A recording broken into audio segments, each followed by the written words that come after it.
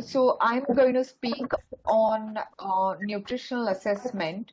And like Dr. Salome and Dr. Richa said, this is a very vast topic. So what we have done is that today I'm going to talk about the under fives, and the next talk sometime in August will be in the older children. And you actually need to, treat these two sets of children a little differently. I hope by the end of the talk you will be able to, understand why I'm saying that.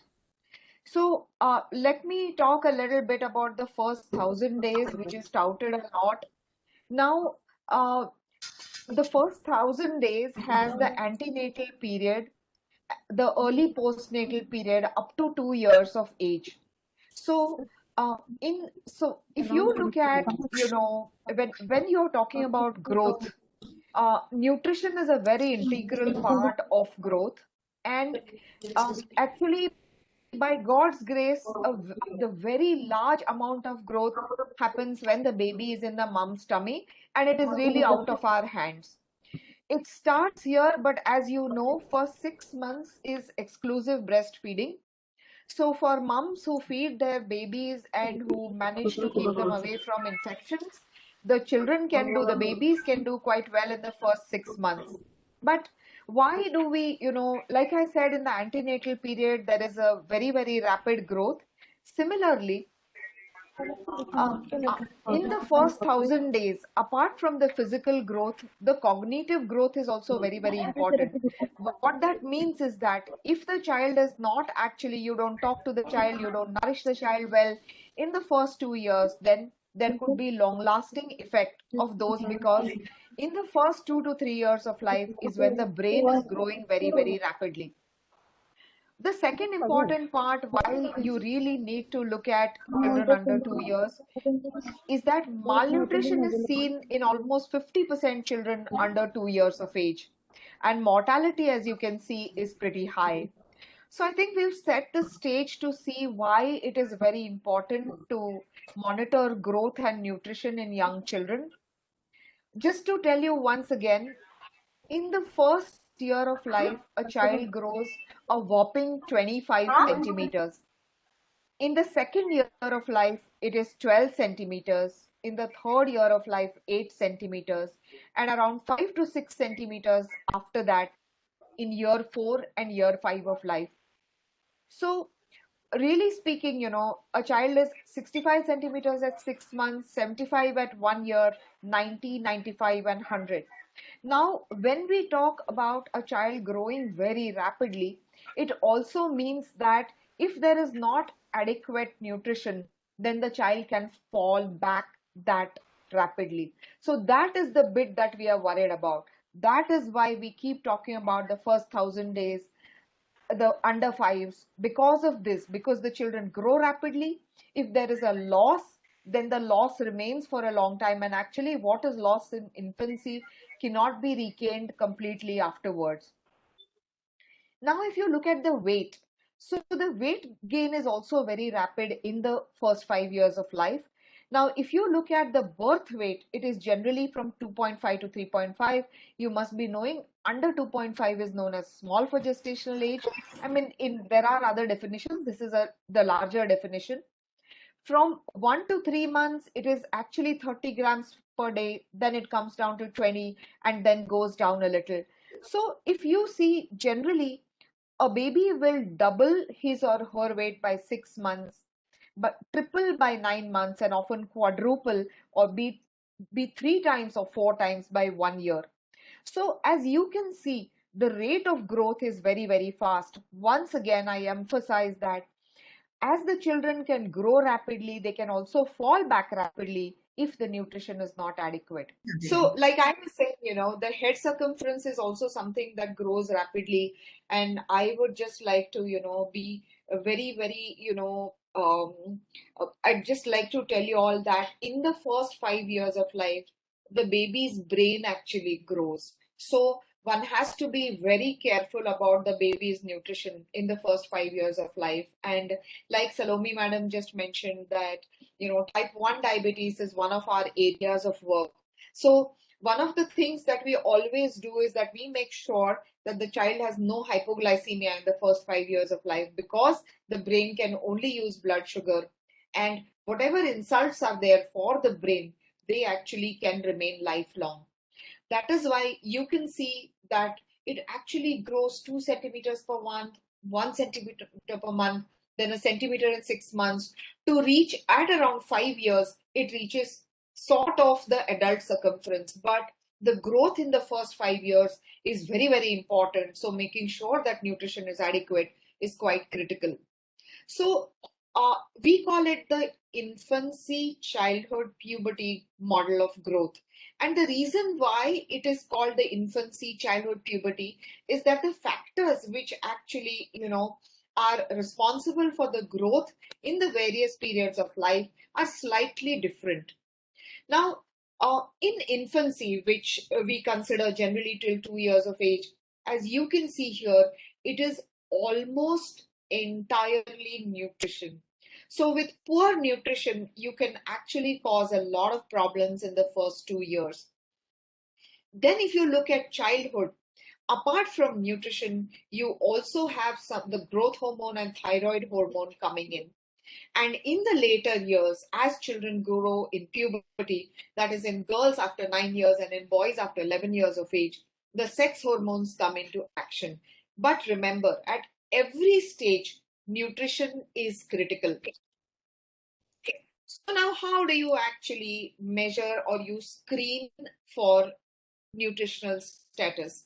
So what we do, the objective method for screening for nutritional status is anthropometry. It is the biggest tool, and it is objective. There are many charts available. Now, what is anthropometry? It is the measurement of the size, weight, and proportions of the human body. You have various types of equipment. I'll come to that once again as I go forward. Now, why anthropometry? It is inexpensive, non-invasive. You don't have to bleed any child for that. It helps to assess the size as well as the proportions of human body, and it reflects both the health and the nutritional status. So our primary aim is to assess growth and nutrition, to identify children who deviate, so both underweight, and in current times, I'm sure you are aware that we need to even be careful about overweight. Almost 1 to 2 children, one child in 5 is overweight or obese in urban areas. Then for identification of disease states, I'll walk you through some cases later to let you know how just by assessing a child's anthropometry, you can actually tell disease states. Then, secondary aims are, of course, surveys and okay. I don't know. I'm getting some messages. Can you all still see my screen? Yes, ma'am. We can see your slides right now. You've gone back to the same slide. Yeah, just let me. Okay, right. So now I got some message on the things. Fine. So the secondary aims are, of course, surveys. You all must have heard of the National Family Health Surveys, and health promotion programs such as feeding, hygiene, immunization, and to help us in educating parents to allay their anxiety. So many times, especially in nuclear families where there's just the dad, mom, and the little one, you don't really know how much your child should be growing, what your child should be eating. And often when you say that, oh, your child is growing absolutely normally, you don't have to worry, then you can actually allay the child's anxiety. The parent's anxiety. Okay. So I keep getting some notifications. On the chat or what? No, it says that, can I annotate? So I think that No, thing has to you be ignore switched it. on for Yeah, everything. you can Yeah, ignore it. please. Yeah. Okay. Because you are So host, now, you will get it. Okay. So if now let us go to weight, which is the most commonly measured. If you look at little ones under 2 or 3 years of age, you will find that in many children, the growth chart is not, height chart is not marked, but weight is very, very commonly taken. So it is the most widely used and it is quite reliable. It's also quite easy to assess weight if your scale is correct. Periodically recording growth is very important. So, you don't want to, like, whether you're a nutritionist or any other healthcare worker for a child, one-time measurements are never good. You need to see a child frequently. We'll come to, how frequently. The advantage is it is an indicator of nutritional status, and that too also of the short term. So as you know that if a child is sick or a child has gone through a phase of not getting enough food, then what is lost first is the weight. So it is also very important in nutrition intervention programs and follow-up of those programs to see how well your program is doing. You may not see that much change in length or height, but seeing the change in weight is commoner. But one of the problems is that it does not account for height, meaning a tall child might actually be thinner. So his weight might be normal, but his BMI will still be low. So because it does not account for height, you also need to take height or length. So what does height or length do? You can, it is an indicator of past nutritional status. So what it indicates is if a child is short due to, a lack of nutrition, then it is chronic nutritional failure. And then you will see that the attained height is less. So what is the attained height is what the child is today, how tall the child is today. So the height is relatively insensitive to rapid changes, but it is a very good indicator of chronic disease. So actually measuring children is very important. I think I have one more slide on that, but this is just to remind you that when a child is under 2 years, you take recumbent length, and what you use is an infantometer, and you actually need two people to measure the height as the recumbent length. As you can see, there is one person gently holding the head and the other person holding the feet onto the footboard, because what happens is if the baby lifts his tummy, then you will get a wrong reading. Also, the instrument that is used when to measure a child's height is called a stadiometer. So there are several types, but we use a wall-mounted stadiometer. And as you can see, this is one of my students who's actually quite tall, but you have to get down to the level of the reading to see the right reading. So up to 2 years of age, you use recumbent length using an infantometer, and in older children, you use a stadiometer for stature. Now, the third criterion which is actually used is weight for height or weight for length. You might also use BMI, body mass index, but in small children, you use weight for length. Now, one very important factor here is that it is an age-independent criterion. You do not need to know the age of the child when you're looking at this criterion. And you won't believe, still in rural areas, it is often hard to get the exact birth date of the child. Then it expresses weight as a fraction of the weight for age at the same percentile as the height. It's a very sensitive index of current nutritional status, and it is less variable due to age or ethnicity.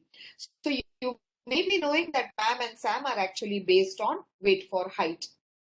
Now the other parameter is mid-arm circumference. So mid-arm circumference was actually advocated by the World Health Organization for children between 6 months to 59 months for rapid assessment of nutrition.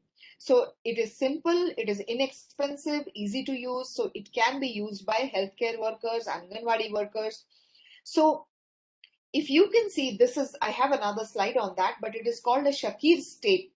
And the Shakir's tape, actually, as you can see in this child, right now the reading is at green. So it will be at green, yellow, or red. So if the child is on yellow, it is MAM, that is the moderate acute malnutrition. If it is red, it is SAM, and if it is green, then your little one is all right. Head circumference, we spoke about that it is very important to take it, but this is something that we pediatricians do more than the nutritionists. So just once again to show you what the equipment looks like. So this is an infantometer where you need to lay the child down. So under 2 years, when you want to take recumbent length, you have to be extremely careful. Getting it right wrong is very, very easy. This is a wall-mounted stadiometer, which is kind of portable. So what you have to do is you have to put it up at I think it is 5 feet. It is different for each stadiometer, and then you can actually measure the child on the wall. Only thing is, be sure that the wall is straight. Then this is a portable stadiometer, which you can wrap up and put into a little bag. This is a steps that we use because for tall children we need to be at the eye level. And the one that you saw first was the wall mounted stadiometer, which we use in our own department. These are the various kinds of weight scales. As you know, this is the bathroom scale, and then these are the various kinds of digital scales that we use in children, and this scale is usually used in the field. Now, after you have actually measured, so okay, you've measured, then you have to, the thing with children is that you have to compare with normal values or reference values. So that is one very, very, critical thing in children. So say, I come to you and say, ma'am, my 5-year-old child is 100 centimeters and I think he's very short. So off the top of your head, you can't say whether 100 centimeters is normal or not, no matter how good or how pit-pat you have your anthropometric. So you always need appropriate reference values.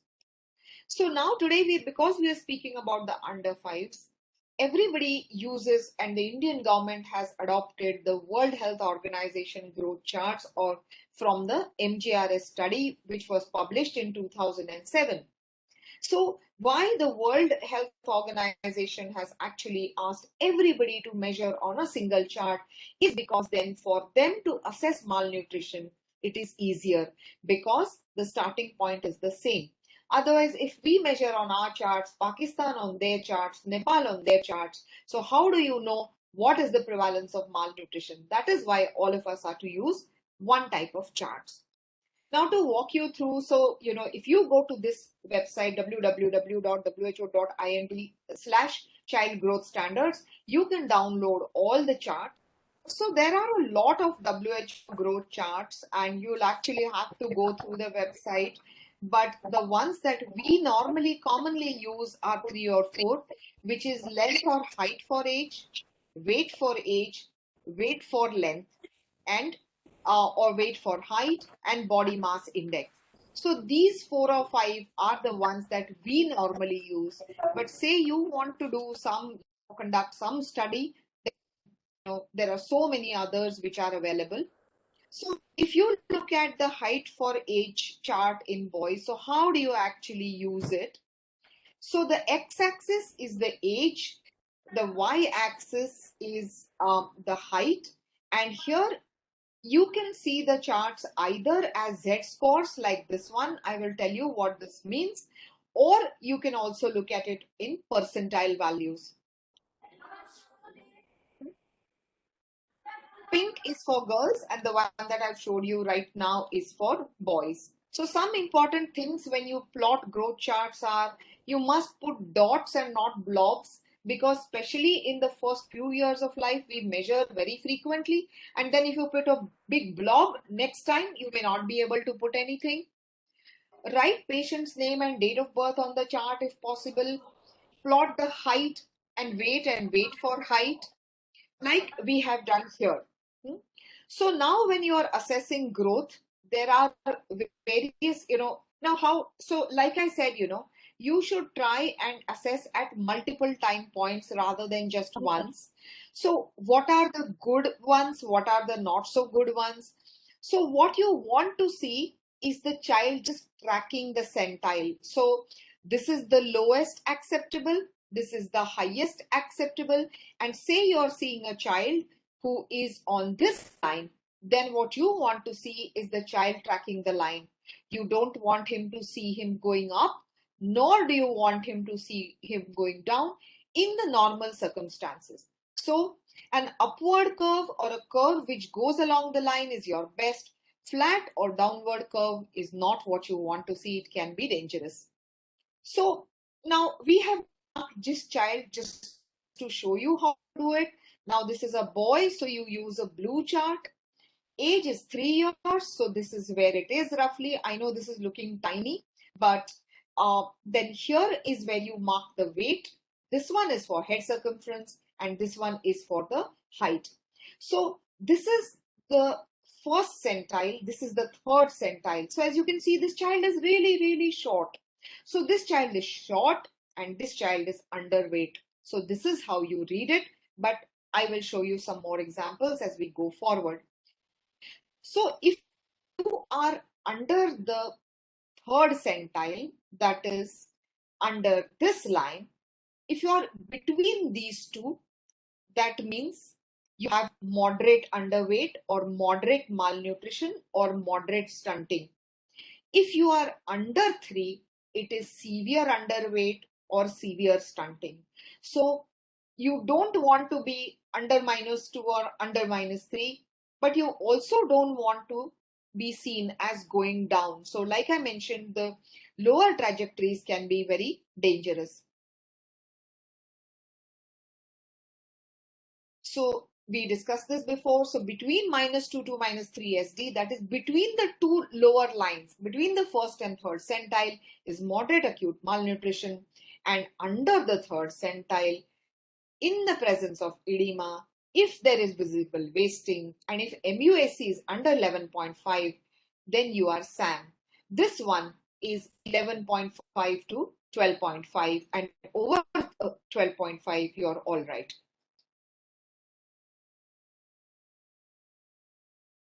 Now, just a small word of caution that in the WHO charts, there are children from all over the world, but often we find that, Indian children, even those coming from healthy families, this is one paper we published many years ago, actually, these are mean Z scores. So we have calculated the Z scores, or to say it simply, we have compared our children with the children on the WHO charts, and we find that even children from well-off families can sometimes be quite short on the WHO charts. They can be quite light on the WHO charts. So this is something that we should keep a little bit in mind. So what this means is, if there's a very slim family, the child is doing well, is keeping to his centile, not very short, okayish on weight, then it may be all right even not to actually be very high on the centiles of the WHO charts, because sometimes it happens that children don't grow so well on the charts. Now, something quick about the MUSE. We have mentioned this before. I've mentioned this before, that you used to rapidly for malnutrition among 6 to 59 months. MUSE may be measured with a plastic colored tape, or you can use the Shakir's tape. It is inexpensive and you can, support staff can use it. Weight-related indices of nutrition are sometimes not useful, especially, if there is a lot of edema, there's fluid retention in children with cancer or in children with, so if there is a child with a large cancer, then, the BMI may be normal, weight for height may be normal, but you might find that the child is actually malnourished. And of course, it's an age-independent criterion. So this is what the Shakir's tape looks like. In the next talk, I will tell you all that, we have actually published a paper for 5 to 18-year-old children also. So we will actually discuss it next time. So these are the interpretations, and MUSC is something that I like very much, because apart from anything else, measuring height and weight is a precise procedure, and you also need good equipment for that. So an MUSC tape is a very quick measure. You can see the child on the left is actually moving on to the danger zone, is in the yellow zone, while this child is firmly in the green zone.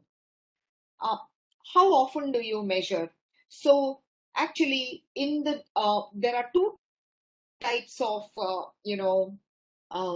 measurement protocols. So one is the Anganwadi workers, where newborn and children from birth, they measure it till the baby is 1 month old. The baby is measured weekly, and then from 1 month to 3 years is every month, which is actually very ambitious. I know it never happens. And from 3 to 5 years at every 3 months. So what the Anganwadi workers normally do is measure it. measure the baby's weight. The length is usually not measured because, as you know, many times they also go to children's homes. So we actually use the IAP, or the Indian Academy of Pediatrics growth monitoring guidelines, of which I was also a part of.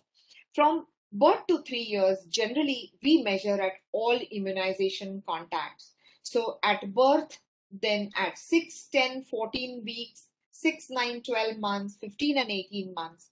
So one of the things is that nobody will come to you for your growth monitoring, but they will come if they want to give the vaccination. So that is the time that you need to actually measure the child. Also, when a child comes for any sickness, it is quite critical to measure the height and weight. Now, there are also some negatives, like you have a breastfeeding mother and she's as it is very anxious.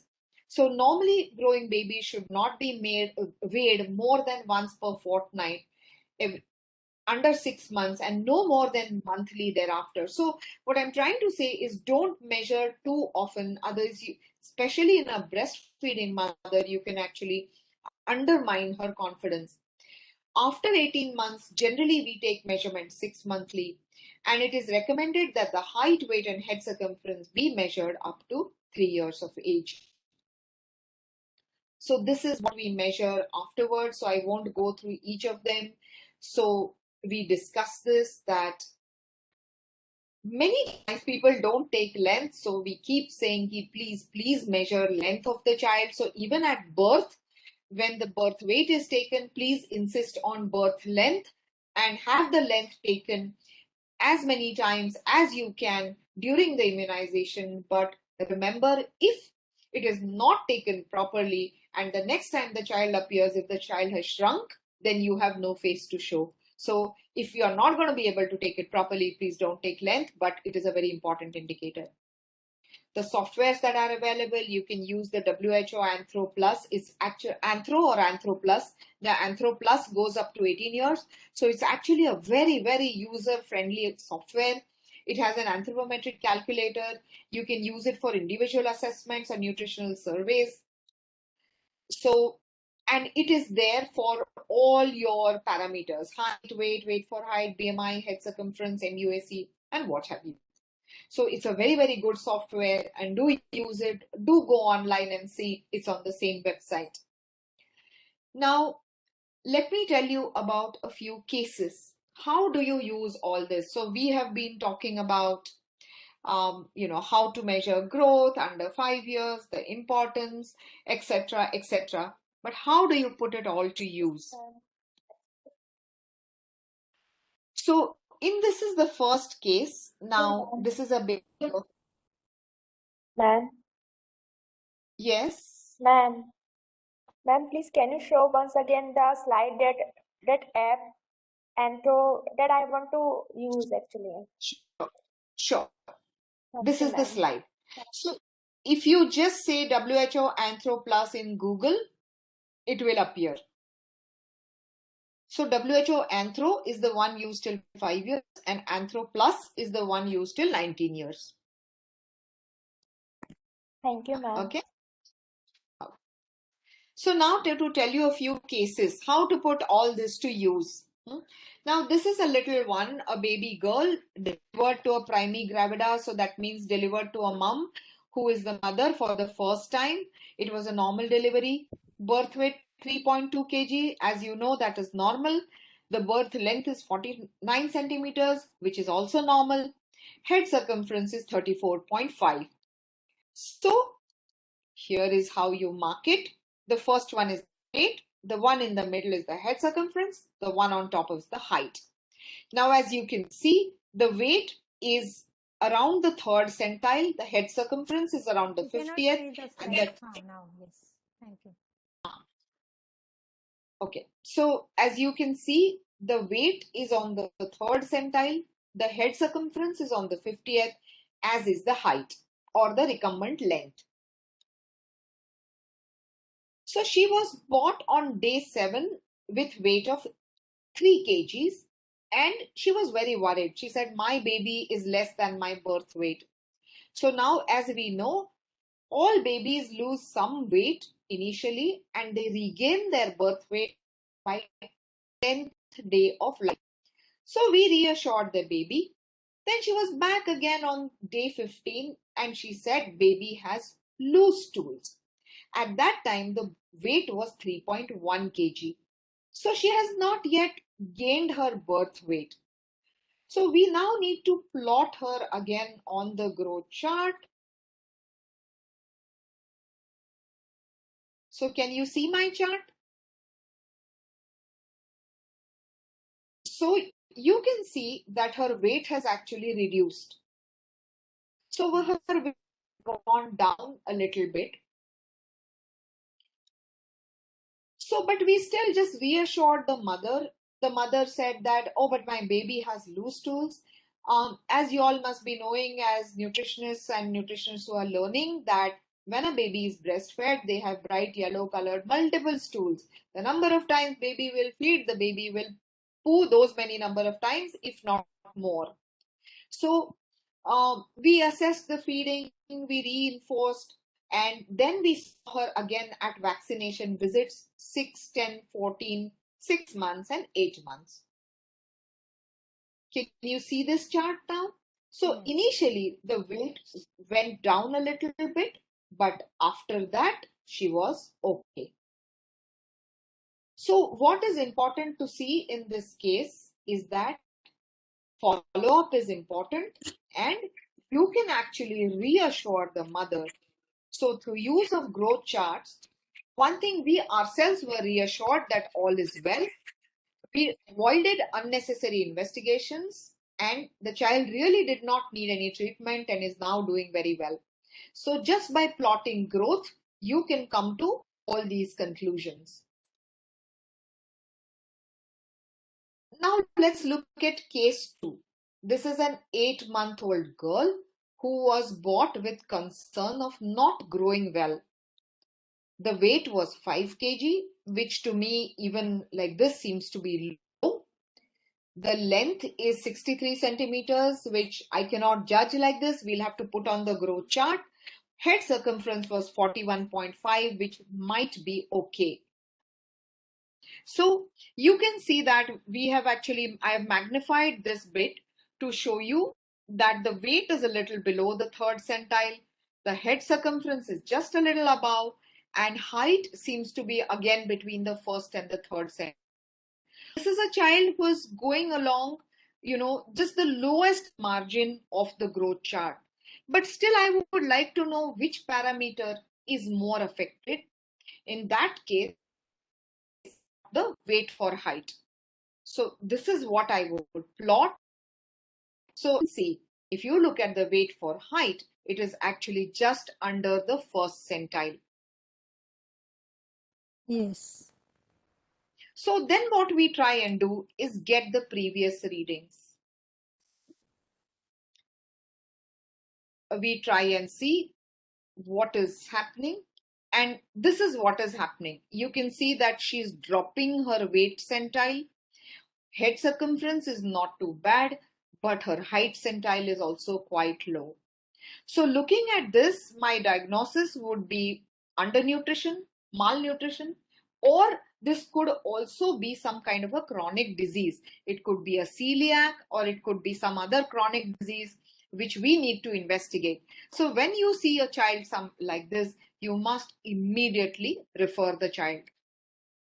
So this is stunting plus wasting. It could be nutritional or a chronic disorder. Now this is case 3, a baby boy presented at 4 months. There's lack of head control. Now as you know, head holding normally comes at 3 months. Now weight was 4.8 kilos, length was 56 centimeters and head circumference was 39.5. So let's plot this child. So blue because boy, then this is the weight, which is just below the 3rd centile. The head circumference sitting on the 3rd, but look what is happening with his height. So if you look at this like this, you feel that the height is more affected. So weight for age was below 1st, on 1st, length for age was also low, and the head circumference was all right. So as usual, we looked at the previous readings and then we marked all of them. See what is happening to the child. Can you see my graph? So you can see that the weight is actually going down. Head circumference has gone down a little, but look what has happened with the height. The height is really, really low. So he's dropping his height centile. So the child is dropping the height centile. So when actually the height is more effective than weight, really indicates for height, the weight is okay for the height, but very short. So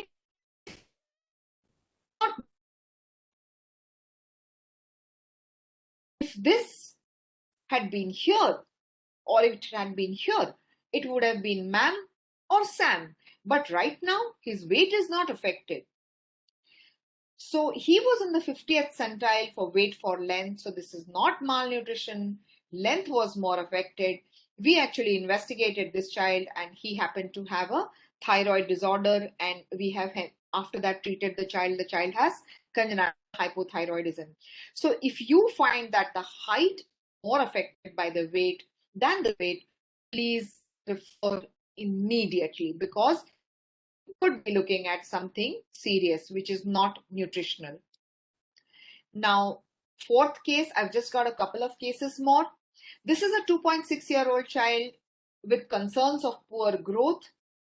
Weight was 7.2, height 77, born at 1.5, 43 centimeters and 32 centimeters, which is the head circumference. So you can see 1.5 kgs, that means she was light or she was an SGA. And this is what her growth trajectory was like. So her weight circumference, her weight was low. Following the trajectory, way under the first centile. The head circumference we have not marked over here, but you can see that the height is low and she's actually dropping centile. If you see, she's dropping centile. So this is a child who is short because she was a small for gestational age baby. So we call it an SGA sequelae. So what we need to remember is that babies whose birth weights are less than 2.5 kilos, we have to be extra careful because these children can have short stature going forward. Now, next case, this is a 4-year-old child presented with excessive weight gain. Her birth weight was 2.8 and length was 49. So you can see here that her weight is at 50th and length is also at 50th centile. In the first year, it was 6 points, is really mean weight around 2.5 kilos. 42, which is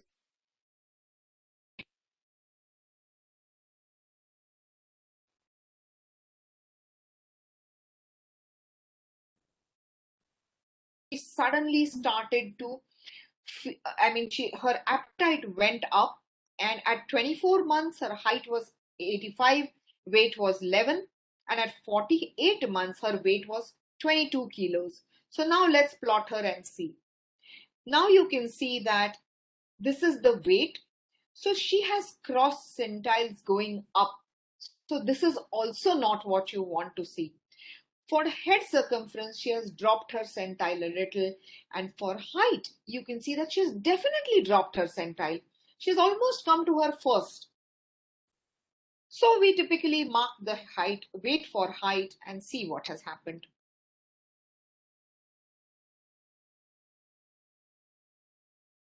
So as you can see, the child has put on a huge amount of weight, and this is really not normal. So at 4 years, weight for height was above the 99th centile, that is above plus 3 Z-score. Just like -2 to -3 is danger zone, +2 to +3 is also danger zone. So the top bit is also can be dangerous. The child was obese, and I don't know if you've heard of this syndrome, but we found that the child had Prader-Willi syndrome. So now to sum up, growth is very rapid till the first 3 years of life. I would say even up to 5 years. Measurement tools need to be accurate. You need to have good tools. You need to have good interpretation. Meticulous charting of growth is an invaluable and inexpensive tool and can reduce expensive investigations. You need to take immediate action if growth falters, especially in the first 1,000 days, but even in the first 5 years of life.